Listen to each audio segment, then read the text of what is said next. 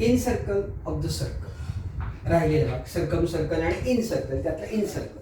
आता ऍक्च्युली ही फिगर जी दिलेली आहे या फिगरचा कोणी फारसा जास्त वापर करत नाहीत किंवा सांगत नाहीत, पण मी तुम्हाला का सांगतोय तर या फिगरवर जर तुम्ही लक्ष कॉन्सन्ट्रेट केलं आणि ही फिगर जर तुम्हाला कळली तर पुढचा भाग समजायला अतिशय सोपा. काय आहे या फिगरमध्ये? In a triangle ABC, ABC नावाचा एक ट्रायंगल दिलेला आहे. Draw bisectors of all angles, सगळ्या अँगलचे बायसेक्टर काढलेले. ऍक्च्युली बायसेक्टर कसे काढायचे मी तुम्हाला नंतर सांगतोय. इथं काय केलेलं आहे, बायसेक्टर काढलेले आहे, त्यामुळे हा अँगल आणि हा अँगल सारखा आहे, हा अँगल आणि हा अँगल सारखा आहे आणि हा अँगल आणि हा अँगल सारखा आहे. आता काय केलेलं आहे, प्रत्येक आता एक हा बायसेक्टर आहे, बी पासून हा बायसेक्टर आहे आणि सी पासून हा बायसेक्टर काढलेले आहे. नंतर काय केलेले ते तिन्ही बायसेक्टर ज्या एका पॉइंट मध्ये एकमेकांना इंटरसेक्ट होतात त्याला आय नाव दिलेले. पुढची स्टेप काय केलेली, या आय पासून I P perpendicular on A B, I Q perpendicular on I Q perpendicular on B C आणि I Q perpendicular on A C, या पद्धतीने I P perpendicular on A B perpendicular, I Q perpendicular on B C आणि I Q I R perpendicular on AC. We know that every point on an angle bisector is equidistant from the sides of the triangle. हा theorem आपण bisector theorem मध्ये पाहिलेला आहे की every point on angle bisector, angle बायसेक्टरवर असलेला प्रत्येक बिंदू हा साइड्स पासून त्या अँगलच्या साइड्स पासून इक्विडिस्टन्स असतो from the sides of the triangle, from the sides of the triangle. याचाच अर्थ काय झाला, आय पी बरोबर आय क्यू झालं, त्याच पद्धतीने आय आर बरोबर आय क्यू झालं, I P is equal to I Q आणि I Q is equal to I R. म्हणजेच काय झालं, आय पी आय क्यू आणि आय आर ह्या सगळ्या ज्या जे सगळे सेगमेंट्स आहेत हे समान मापाचे झाले. So therefore point I is equidistance from the sides of the triangle A B C. आता काय झालं, आय पी बरोबर आय आर बरोबर आय क्यू. आय पी काय आहे, आयचं ए बी पासूनचं अंतर आहे. आय आर काय आहे, आयचं एसी पासूनचं अंतर आहे आणि आय क्यू काय आहे, आयचं बीसी पर्यंतचं अंतर. हे सगळं अंतर सारखं झालं. हे जर अंतर सारखं झालं असेल आणि या ठिकाणी point I is equidistance from all sides of the triangle ABC. If you draw circle with centre I and radius equal to I P घेतली काय, आय क्यू घेतली काय किंवा आय आर घेतलं काय, काय फरक पडत नाही. रेडियस सगळ्यांची, आता इथे रेडियस म्हणून घेतोय, इथे सेगमेंट म्हणून घेतले. If we draw a circle with center I and radius IP, it will touch all sides of the triangle ABC internally. काय होईल, या पद्धतीने वर्तुळ काढलं तर हे वर्तुळ या पद्धतीने या साइडला आणि या साइडला टच करेल. So it will touches all sides of the triangle ABC internally. This circle is called an incircle of triangle ABC आणि या सर्कलला इन सर्कल कुणाच म्हणलं जातं, ट्रायंगल एबीसीचं इन सर्कल. इन वर्तुळाच्या आत आहे म्हणून याला इन सर्कल असं म्हटलं जातं. ही याच्या पाठीमागची कन्सेप्ट आहे की how to draw incircle of a circle. म्हणजे आता इथं काय आपल्या लक्षात आलं, पहिल्यांदा रफ फिगर काढायची, रफ फिगर काढल्यानंतर ट्रायंगल दिलेल्या मापाचा ट्रायंगल काढायचा, त्या ट्रायंगलचे कोणतेही दोन या ठिकाणी अँगल घ्यायचे, त्याचे अँगल बायसेक्टर काढायचे, ते बायसेक्टर ज्या एका बिंदूमध्ये एकमेकांना छेदतील तो वर्तुळाचा केंद्र झाला. तिथून समोरच्या बाजूवर जर लंब टाकला तर ती लंब काय झाली, रेडियस झाली आणि त्या रेडियसनी आणि त्या पॉइंट हा सेंटर धरून वर्तुळ काढलं तर ते वर्तुळ त्या त्रिकोणाच्या सर्व बाजूंना आतून टच करतं. So it is called as in circle of triangle ABC. हे समजण्यासाठी हा कन्सेप्ट या ठिकाणी आपण घेतलेला आहे आणि हा कन्सेप्ट जर एकदा तुम्हाला समजला तर आकृती काढायला कोणताही आणि कसलीही अडचण तुम्हाला येणार नाही. इन सर्कल किंवा सर्कम सर्कल यावर परीक्षेमध्ये 100% प्रश्न असतो आणि तो तुम्ही ॲज इझी या ठिकाणी सोडवला पाहिजे. आता मी तुम्हाला परत काय सांगतोय की अँगल बायसेक्टर कसे काढायचे त्याचा विचार मी तुम्हाला सांगतोय आणि त्या पद्धतीने एकदा अँगल बायसेक्टर तुम्हाला कळले किंवा पुढचं एखादं एक्झाम्पल या ठिकाणी आपण सहजपणे त्याची जॉमेट्रिक कन्स्ट्रक्शन करू शकतो. आता अँगल बायसेक्टर कसं काढायचं, तर या ठिकाणी एक मी अँगल घेतोय. प्रत्येक गोष्ट या ठिकाणी जॉमेट्रिक इन्स्ट्रुमेंटचा वापर करून करतोय. तुम्ही सुद्धा याच पद्धतीने इन्स्ट्रुमेंटचा वापर करून काढा. हा अँगल घेतला, याला नाव देतोय मी अँगल ए बी आणि सी, आणि या अँगलचा मी अँगल बायसेक्टर काढतोय की तो इन सर्कल मध्ये आपल्याला लागणार आहे. प्रोसिजर बघा काय अँगल बायसेक्टर काढायची. तर या ठिकाणी हा कंपास घेतलेला आहे. या कंपास मध्ये समान अंतरावर या ठिकाणी कंस काढतोय दोन्ही आर्म्सवर अँगलच्या, अंतर बदलत नाहीये. परत या ठिकाणी कंपासचं लोखंडी टोक ठेवतोय, वर्तुळ त्रिकोणाच्या कोणाच्या आतमध्ये कंस काढतोय, या ठिकाणी लोखंडी टोक ठेवतोय, पहिल्या काढलेल्या कंसाला छेदणारा दुसरा कंस काढतोय. अशा पद्धतीने हे दोन कंस छेदले, त्याला नाव देतोय मी एम. आता बिंदू एम आणि बी यातून जाणारा किरण काढतोय.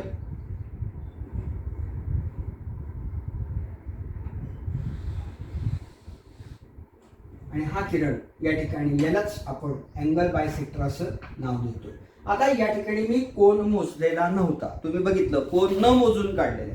मी आता या ठिकाणी बी वर हा कोन मापक ठेवतोय, आणि या कोन मापकाने जर विचार केला तर या ठिकाणी बरोबर 50 अंशाला ही रेषा गेलेली आहे, आणि ही रेषा बरोबर 25 बघा 0 10 20 30 ही बरोबर 25 ला गेलेली आहे. 25 अंशाला ही रेषा गेलेली आहे, आणि पूर्ण कोनाचं माप मी न मोजता काढलं तरी ते 50 अंश झालं. म्हणजे त्याचा अँगल बायसेक्टर हा बरोबर 25 अंशातून गेला पाहिजे, आणि तो बरोबर या ठिकाणी गेलेला आपल्याला आढळून येतो. अशा पद्धतीने अँगल बायसेक्टर हा काढला जातो किंवा काढता येतो. यानंतर आता प्रत्यक्ष आकृतीचा ज्यावेळेस आपण विचार करतोय त्यावेळेला आकृती काढत असताना काय काय करायचंय त्याचा विचार या ठिकाणी करूय, आणि तो करत असताना एक एक्झाम्पल घेणं अतिशय महत्वाचं आहे. तर ते एक्झाम्पल काय आहे त्याचा विचार या ठिकाणी आपण करणार आहोत. त्यापूर्वी या ठिकाणी अजून एक दोन गोष्टी मला सांगायच्या. Circle the circle which touches all sides of the triangle is called as in circle of the triangle, and the center of the circle is called as in center of the triangle. MCQ मध्ये जर प्रश्न विचारला तर remember दिस हे तुम्हाला माहित असणं गरजेचं आहे. तर त्या पद्धतीने ते माहित तुम्ही रिमेंबर दिस हे लक्षात ठेवणं गरजेचं आहे. मी कायम तुम्हाला सांगतो की रिमेंबर दिसला वेटेज जास्त द्या या ठिकाणी. त्यानंतर प्रॅक्टिस सेट 6.3 मधलं एक्झाम्पल नंबर 1 या ठिकाणी आपण विचारात घेतोय. त्याच्यामध्ये construct triangle ABC such that angle B is of 100 degree, BC is of 6.4 centimeter, and angle C is of 50 degree. Construct its in circle. याचा इन सर्कल या ठिकाणी आपल्याला काढायचं. पहिल्यांदा रफ फिगर काढूया. काय म्हटलेलं आहे, ट्रायंगल दिलेला आहे, त्याचा बेस BC दिलेला आहे. त्यानंतर बी पाशी 100 मापाचा कोन करणारा एक किरण काढायचे. त्यानंतर सी पाशी 50 मापाचा कोन करणारा किरण काढायचा आहे, आणि तो पहिल्या काढलेल्या किरणाला या ठिकाणी छेदेल इथपर्यंत वाढवून घ्यायचा आहे. तर या ठिकाणी BC 6.4 centimetre, angle B is of 100 degree, angle C is of 50 degree, आणि हे दोन रेस एकमेकांना ज्या ठिकाणी छेदत आहेत त्या ठिकाणी ए नाव देऊ, ABC. आणि या ABC ला आतून छेदणारं सर्कल म्हणजे ही रफ फिगर आहे, त्यामुळे या पद्धतीने हे सर्कल मी दाखवतोय. हे आपल्याला नीट या ठिकाणी बाय युजिंग जॉमेट्रिकल इन्स्ट्रुमेंट या ठिकाणी दाखवायचंय. मी पहिल्यांदा BC काढून घेतोय. आता मला एक्झॅक्ट काढता येणार नाही, परंतु मी प्रयत्न करतोय. पण तुम्ही मात्र कंपास मध्ये 6.4 सेंटीमीटर इतका अंतर घ्यायचंय, आणि या ठिकाणी हा रेषाखंड काढायचा आहे. थोडं कारण 100 डिग्री थोडस वहीमध्ये खाली जाऊन अगदी साधारण 1-2-3 रेषा खालच्या सोडून तिथं ही रेषा काढली तर तुमची आकृती जास्त परफेक्ट या ठिकाणी येऊ शकेल. तर या ठिकाणी मी BC दाखवलेलं आहे. BC 6.4 सेंटीमीटर, कंपास मध्ये बरोबर एवढं अंतर घेऊन 6.4 सेंटीमीटर दाखवायचे.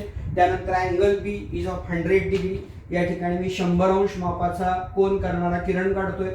इथे 100 अंश माप आहे. हा 100 अंश मापाचा कोन करणारा किरण काढला. थोडासा मोठा घ्या या पद्धतीने इथपर्यंत घ्या, आणि इथं लगेच माप त्याचं लिहून टाका 100 अंश. त्यानंतर कोन C हा 50 चा कोन करायचा आहे, तो या बाजूनी करायचा आहे. त्यामुळे या ठिकाणी लक्षात घ्या कोन कोणत्या बाजूनी करणं हे सुद्धा या ठिकाणी महत्वाचं आहे. या ठिकाणी 50 मापाचा कोन चा बिंदू या ठिकाणी येतो, आणि आता C बिंदू हा बिंदू आणि ही रेषा यांना जोडणाऱ्या किरण या ठिकाणी आपण काढणार आहोत. बघा मी तुम्हाला सांगितलं होतं की नाही, थोडंसं आपल्याला ते खाली काढणं गरजेचं आहे, कारण 100 अंश मापाचा कोन असल्यामुळं आता बघा मला सुद्धा वर ऍडजस्ट झालं तर नाही, तर मला परत ही आकृती काढावी लागणार आहे. आता मी फार त्याचा विचार करणार नाही, कारण मी तिथून कोन काढणार नाहीये. पण या ठिकाणी बघा मी तुम्हाला सांगितलं या पद्धतीने हे असं वर जाते. आता मी इथं वर कुठेतरी ते असेल असं गृहीत धरणार आहे. तुम्ही मात्र तसं गृहीत धरायचं नाही, कारण मी अँगल बायसेक्टर काढणार आहे, तो अँगल बी आणि अँगल सी चाच काढणार आहे. त्यामुळे या ठिकाणी ही बाजू आणि ही बाजू यांना तो सर्कल छेदेल अशा पद्धतीची रचना मी करणार आहे. त्यामुळे तिथं वर छेदलंय असं समजायला हरकत नाही, पण तुम्ही मात्र तो ट्रायंगल तयार झाला असं दाखवणं गरजेचं आहे, हे लक्षात घेणं आवश्यक आहे. तर या ठिकाणी या पद्धतीने अँगल बायसेक्टर काढतोय, मगाचीच पद्धत वापरतोय, तीच पद्धत या ठिकाणी रिपीट करतोय मी परत. या ठिकाणचा कोन 50 अंश हे पण दाखवून घ्या लगेच. कोन हा बी आणि हा पॉइंट या ठिकाणी या पद्धतीने याच्यातून जाणारा किरण काढा, तो अँगल बायसेक्टर ऑफ अँगल बी होईल. त्याच पद्धतीने जी क्रिया बी वर केली तीच सी वर करायची. माप मात्र एकदा घेतलेलं बदलायचं नाही. आता इथे इतकं माप घेतले मी, तर हे इथं अशा पद्धतीने या ठिकाणी आणि हे या ठिकाणी.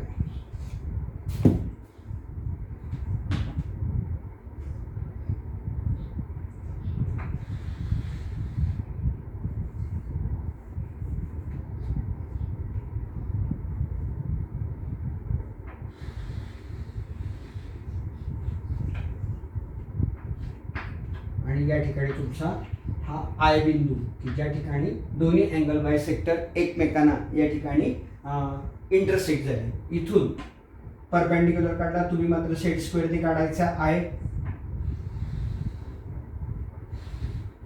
हे एम या ठिकाणी आय एम इतकी त्रिज्या घ्यायची आणि आय वर्तुळाचं केंद्र घ्यायचं आणि हे वर्तुळ या ठिकाणी काढायचं. हा परपेंडिक्युलर काढला, त्यामुळे या ठिकाणी परपेंडिक्युलरचं साइन दाखवणं गरजेचं आहे. तर अशा पद्धतीने या ठिकाणी हे अंतर घेतलं, या पद्धतीने इथं बघा इथं टच होतोय, इथं पण टच होतोय आणि इथं पण टच होतोय. हे बदला, सेंटर मात्र अजिबात बदलायचं नाही. तर अशा पद्धतीने या ठिकाणी सगळ्या बाजूना हे वर्तुळ या ठिकाणी स्पर्श करते. So it is called an incircle of the triangle. आणि अशा पद्धतीने या ठिकाणी आपल्याला सांगता येते की वर्तुळ हे टच झालेलं आहे, त्यामुळे हे इन सर्कल या ठिकाणी आपल्याला सांगता येतं. तर अशा पद्धतीने आपण इन सर्कल काढतोय.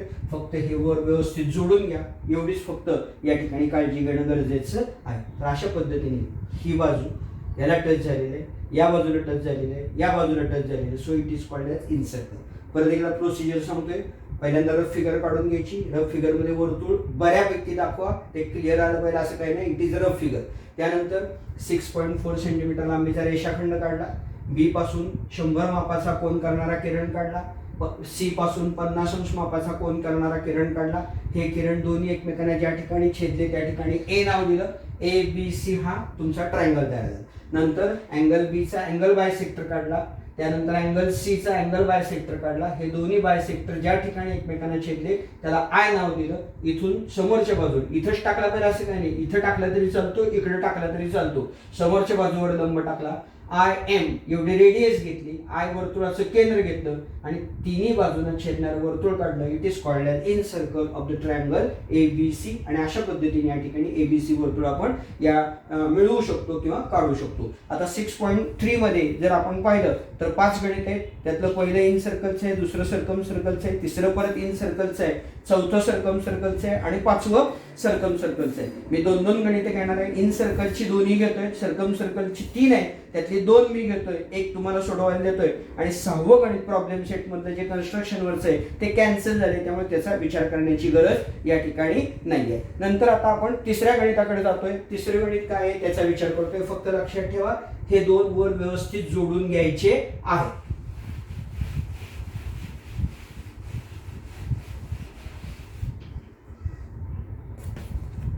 तिसरे गणित triangle XYZ such that XY is equal to 6.7 centimeter, YZ 5.8 centimeter and XZ 6.9 centimeter, and we have to construct its incircle. Encircle आपल्याला इथं कुठेही कोण नाही आहे, फक्त बाजूंचा विचार या ठिकाणी करायचा आहे. तर समजा या पद्धतीने आपण जर त्रिकोण काढला आणि त्याच्या बाजू जर आपण या पद्धतीने जर धरल्या तर YZ आणि इथं X, तर आता XZ 6.9 सेंटीमीटर, त्यानंतर सर XZ इकडे आहे 6.9 सेंटीमीटर, त्यानंतर XY 6.7 centimetre and YZ 5.8 centimetre. ही झाली रफ फिगर. आणि या फिगरच्या आतल्या बाजूला अशा पद्धतीने या ठिकाणी वर्तुळ काढलं तर ही रफ फिगर म्हणून ओळखली जाईल. अशीच आता करेक्ट फिगर या ठिकाणी आपल्याला काढायची आहे. तर पहिल्यांदा मी 5.8 सेंटीमीटर लांबीचा रेषाखंड काढून घेतो. तो सुद्धा अंदाजे काढतोय. इथं मात्र फार खाली जायची गरज नाही आहे, कारण इथं कोण नाही आहे, त्यामुळे विचार करण्याची गरज नाही आहे. तर या पद्धतीने या ठिकाणी अंदाजे YZ 5.8 सेंटीमीटर रेषाखंड काढला. त्यानंतर या ठिकाणी कंपास मध्ये XZ 6.7 सेंटीमीटर अंतर घेतोय.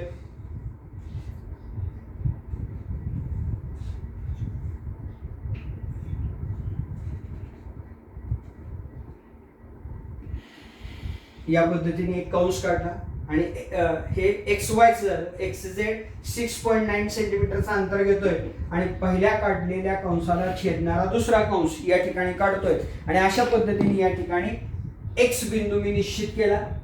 आता X बिंदू निश्चित केल्यानंतर XY आणि XZ जोडून घेतोय. तर या पद्धतीने हा एक स्केलर ट्रायंगल, प्रत्येक बाजू वेगवेगळी असल्यामुळं हा या पद्धतीचा ट्रायंगल आपल्याला मिळेल 6.7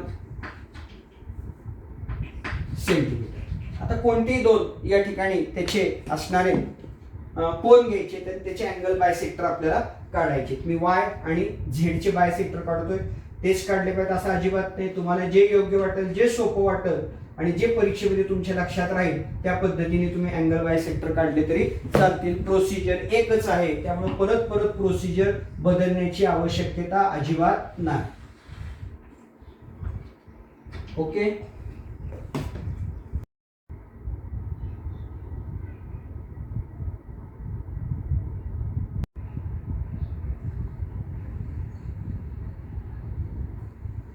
आता या ठिकाणी आपण Z चा अँगल बायसेक्टर पण काढून घेतलेला आहे. त्यानंतर Z आणि तो बिंदू या ठिकाणी जोडून घेणार आहे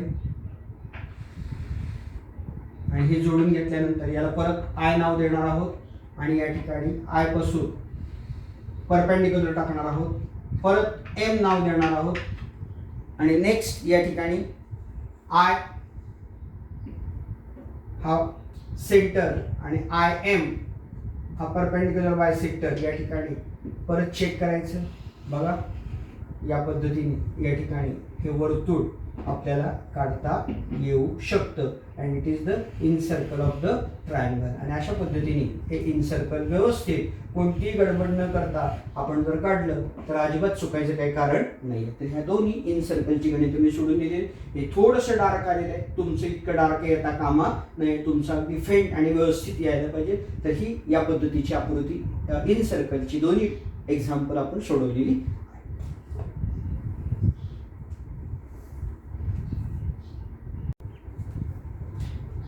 सर्कम सर्कल मग सर्कल्स पहिल्यांदा कशा पद्धतीने काढायचं हे समजून घेऊया आणि लगेच उदाहरण घेऊया. In a triangle ABC draw मग असे अँगल बायसेक्टर, आता परपेंडिक्युलर बायसेक्टर, हा दोन्ही मधला फरक आहे. Of side BC and side AC, BC आणि AC चे परपेंडिक्युलर बायसेक्टर काढ. Which meet at point O, बाकीचे पॉइंट दाखवलेत नाहीत, गोंधळ व्हायला नको. Which meet at point O which is called as concurrence of the perpendicular bisector, which is called as point of concurrence of the perpendicular bisector. We know that every point on a perpendicular bisector is equidistant from the end points of the segment. And so PC, आता इथं या ठिकाणी मी पुस्तकाप्रमाणे आकृती काढलेली नाहीये, तर आपण ही आकृती या पद्धतीने आकृती असेल.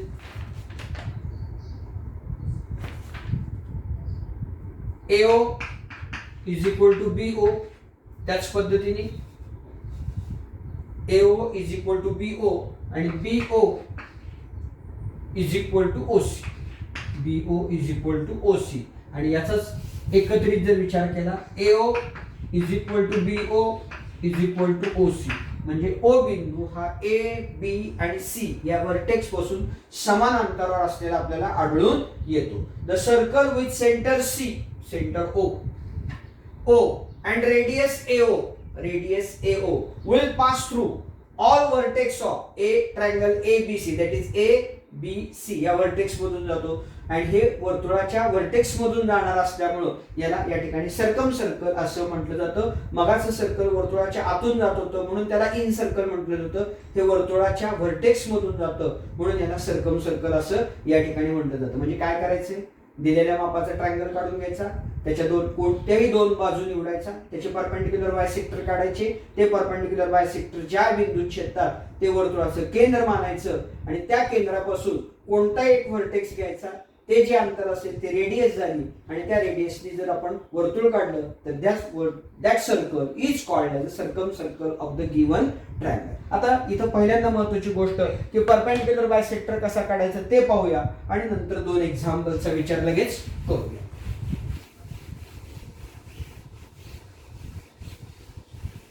परपेंडिक्युलर बायसेक्टर एक माहित नसलेल्या अंतराची एक सेगमेंट घेतोय मी या ठिकाणी, AB नाव दिलं आणि या सेगमेंटचा परपेंडिक्युलर बायसेक्टर इथं मी काढतो. परपेंडिक्युलर बायसेक्टर काढताना निम्म्यापेक्षा जास्त अंतर घेतलं,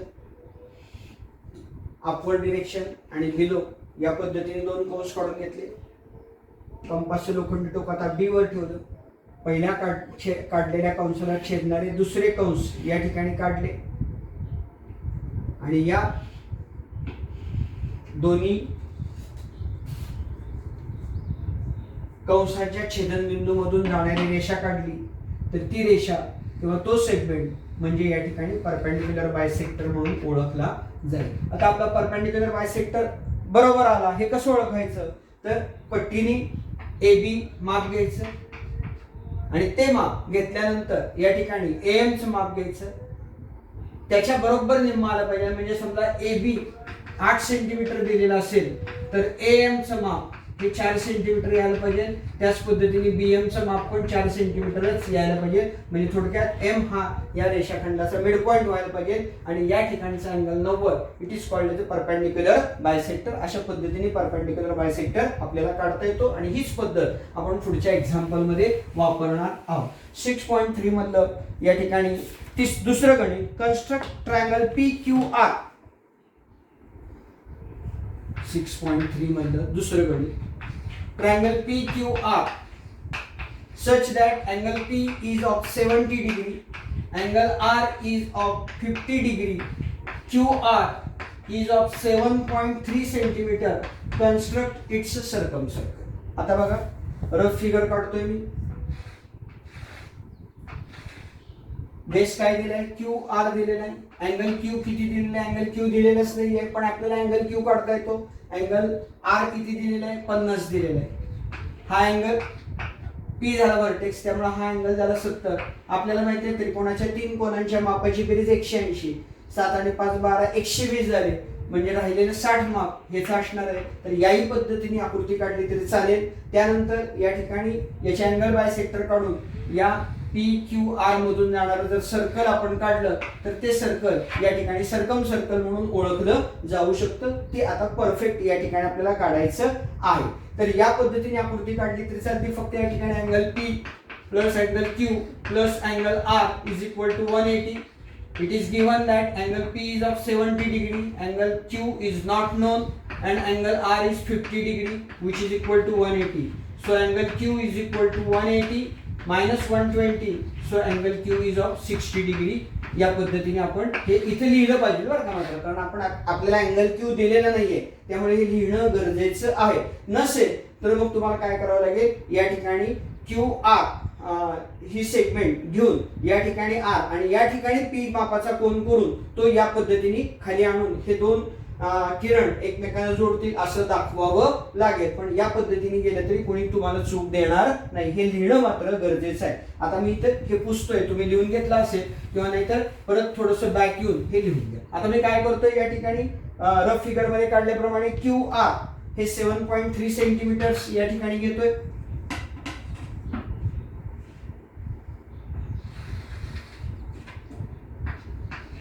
क्यू आर 7.3 सेंटीमीटर्स घेतोय. क्यू 60 मापाचा कोन करणारा किरण काढतोय या ठिकाणी.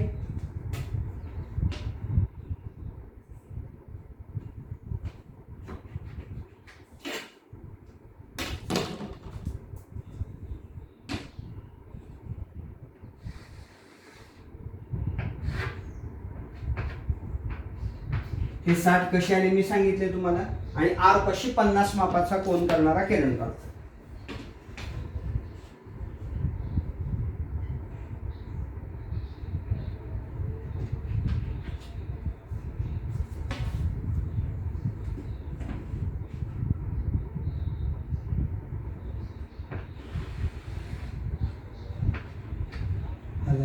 पी. आता इथे तुम्ही जर मोजला तर पी पाशी 70 मापाचाच कोन व्हायला पाहिजे. या पद्धतीने आकृती. आता इथं क्यू दिलेलं नाही, तुम्ही लिहिलं काय नाही लिहिलं काय काही फरक पडत नाहीये. त्यामुळे या ठिकाणी 50 आणि 70 ही दोन माप मात्र आपल्याला आवश्यक आहे. त्यानंतर आता मी काय करतोय, पी क्यू आणि क्यू आर या दोन ज्या सेगमेंट आहेत त्याचे परपेंडिक्युलर बायसेक्टर काढतोय. पहिल्यांदा पी क्यू चा काढतोय, निम्म्यापेक्षा जास्त अंतर घेतलं, या बाजूला एक वर कंस काढला, या बाजूला एक कंस काढला, पी वर कंपासचं लोखंडी टोक ठेवलं, पहिल्या कंसाला छेदणारे दुसरे कंस या ठिकाणी काढले, या दोन्ही याच्यातून जाणारी रेषा काढली,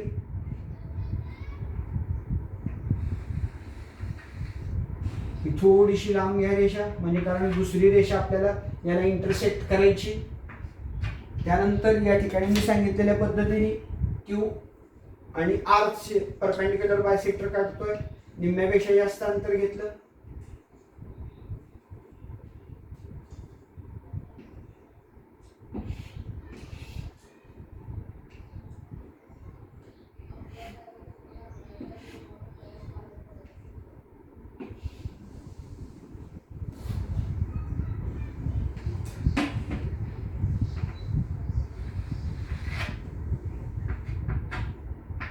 हे परपेंडिक्युलर बायसेक्टर झाले. त्यानंतर या ठिकाणी हे परपेंडिक्युलर बायसेक्टर या आय ए बिंदूमध्ये छेदलेले आपल्याला दिसते.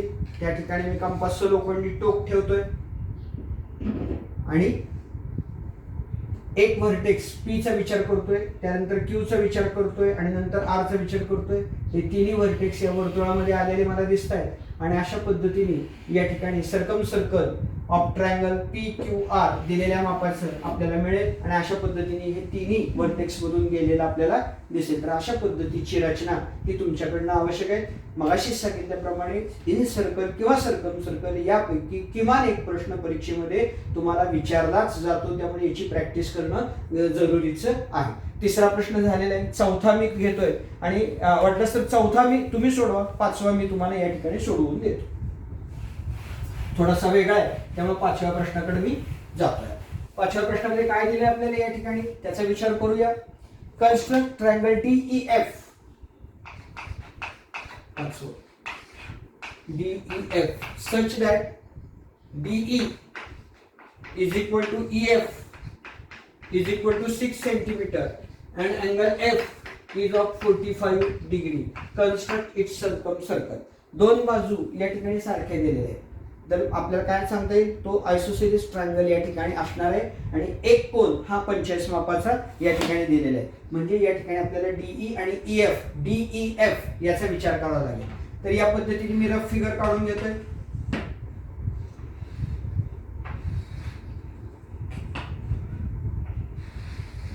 बघा, D ई एफ, आता डीई 6 सेंटीमीटर, ई एफ पण 6 सेंटीमीटर या ठिकाणी झालं. आता एफ कोन हा 45 मापात झाला.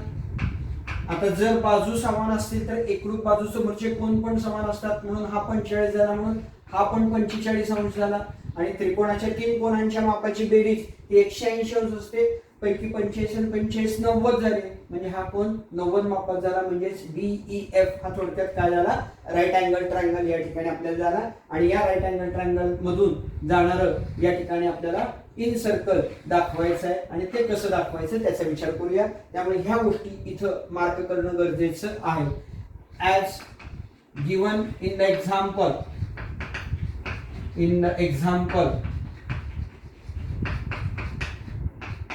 DE is equal to EF. Therefore, by theorem, DE आणि EF जर सारखे असतील तर DE समोरचा कोन अँगल F आणि EF समोरचा कोन अँगल D हे सारखेच असले पाहिजेत. त्यामुळं angle F is equal to angle D is equal to 45 degree and therefore angle E is of 90 degree. So it is a right angle triangle. हे लिहिणं या ठिकाणी गरजेचं आहे. आता या ठिकाणी मी 6 सेंटीमीटर लांबीचा रेषाखंड काढून घेतोय.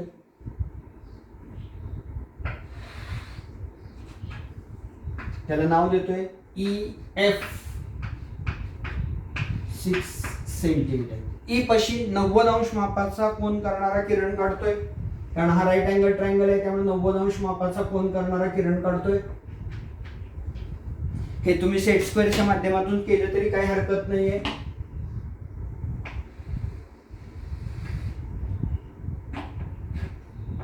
त्यानंतर परत डीई पण या ठिकाणी 6 सेंटीमीटर दिलेला आहे, तेवढ्याच मापाचं EF या ठिकाणी आपण घेतलेलं आहे.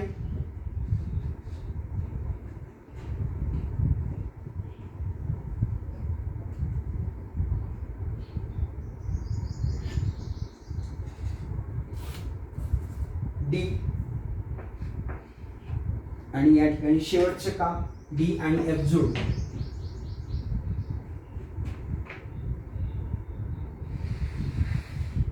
ओके, या ठिकाणी 90 डिग्री, 45 डिग्री, 6 सेंटीमीटर आणि 45. कोणत्याही 2 बाजू घ्या आणि त्या बाजूंचे परपेंडिक्युलर बायसेक्टर या ठिकाणी काढा.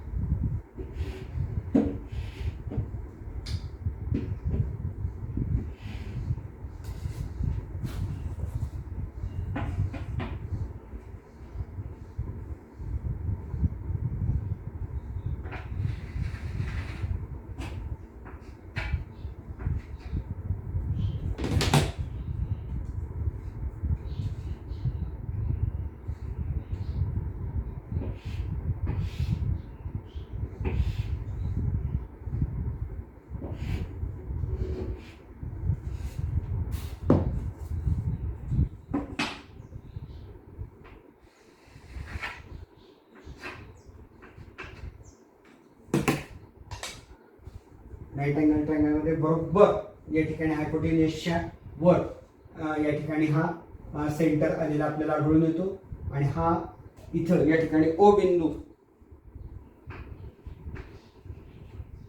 हा वर्तुळाचा केंद्र झाला. आणि या ठिकाणी त्रिज्या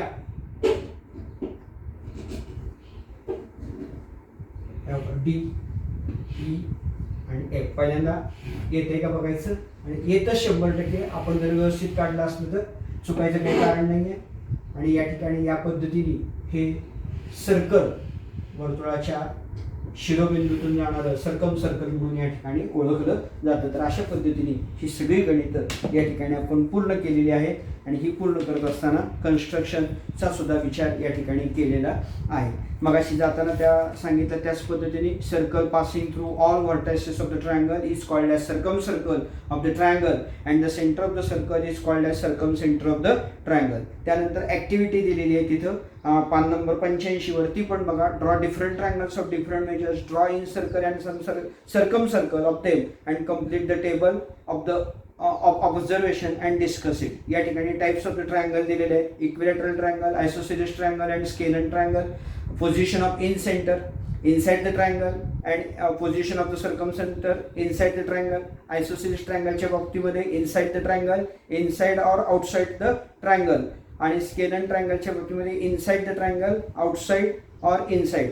आणि टाईप त्याच्याच पद्धतीने खाली टाईप ऑफ ट्रायंगल अँगलच्या बाबतीमध्ये acute, right and obstruct angle triangle दिलेले आहे आणि ते तुम्ही चेक करा. रिमेंबर दिस वाचा.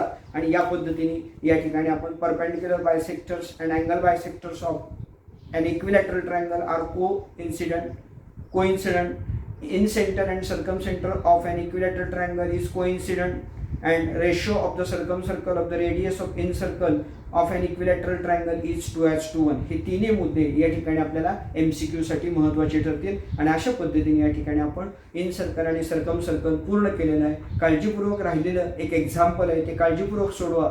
आणि या ठिकाणी या 5 एक्झाम्पलपैकी किमान एक एक्झाम्पल तुम्हाला परीक्षेमध्ये येऊ शकतं. त्याची परफेक्ट तयारी करा, म्हणजे तुमचा या प्रश्नाचं जे काही 3-4 मार्क असतील ते कुठेही जाणार नाही.